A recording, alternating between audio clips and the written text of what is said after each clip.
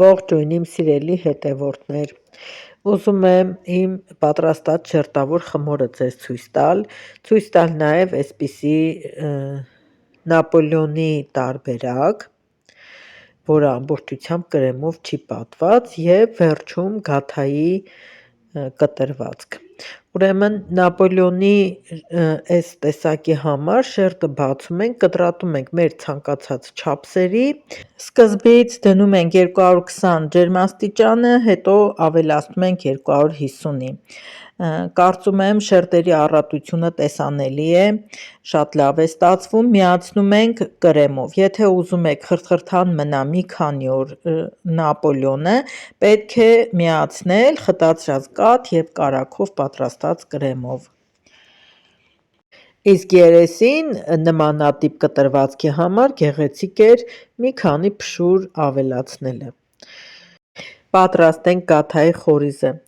Խորիզի համար վերցրել եմ 50 գրամ փափուկ կարագ, ավելացնում եմ 120 գրամ շաքարավազ և 130 գրամ ալյուր։ Լավ տրորում ենք բոլորը միասին, մինչև մերվի և լինի հատիկաձև, գնդիկներով չլինի։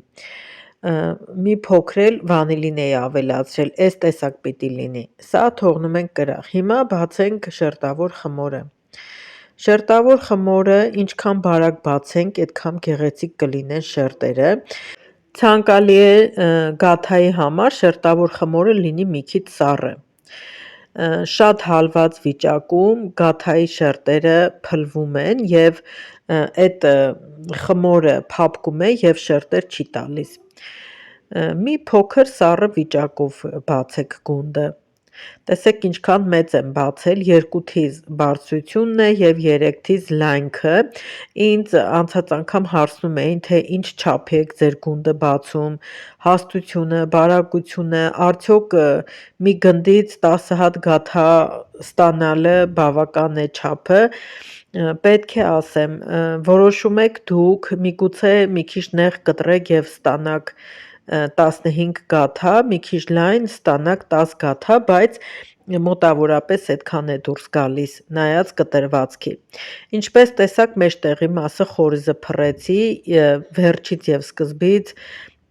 բացած խմորը ծալեցի խորիզի վրա, հիմա այստեղ մի փոքր եզրերը խորիզ եմ տարածում, որպեսզի ծալելուց հետո այդ եզրերի խմորն իրար չկպնի, այլ շերտով բացվի։ Ու մեջտեղից նորից տարածում ենք խորիզը։ Հիմա եզրերից բերում ենք իրար վրա և վերջ։ Այս տեսակ ծալվածքով ստացվում է սրտաձև գաթաներ։ Երեսին դեղնուց ենք քսում, կարող եք դեղնուցին մի քանի կաթիլ ջուր ավելացնել, որպեսզի չձգի երեսը և հետո ձվի համը չգա ու այսպես այս կտրվածքի համար վերցնում ենք 3 սանտիմետր լայնություն և կտրատում ենք։ Ճիշտ է, այս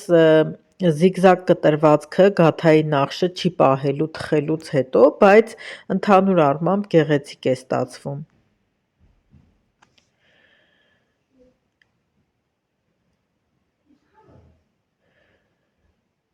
Ամբողջը տեղափոխելուց հետո թխելու ենք տաքացած ջեռոցում։ Ջեռոցը սկզբից տաքացնելու եմ 220 աստիճան, երբ գաթաները կբարձրանան, այդ ժամանակ արդեն բարձրությունը կայունացնելու և կարմրացնելու համար կդնեմ 250 աստիճան։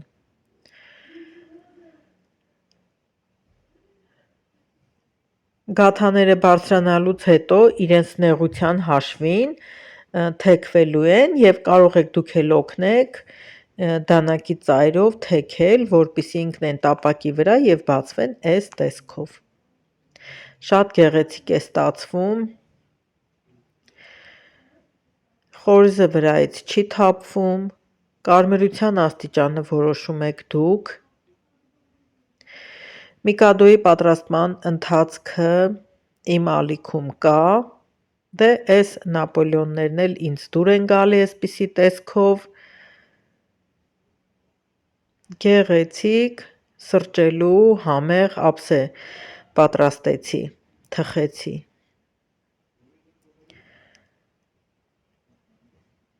Ահա, վերջում էլ գաթաները։ Այսքանը սիրելիներս, շնորհակալ եմ, որ դիտեցիք, պարզապես ցանկանում էի իմ պատրաստած ժրտավոր խմորը ձեզ ներկայացնել։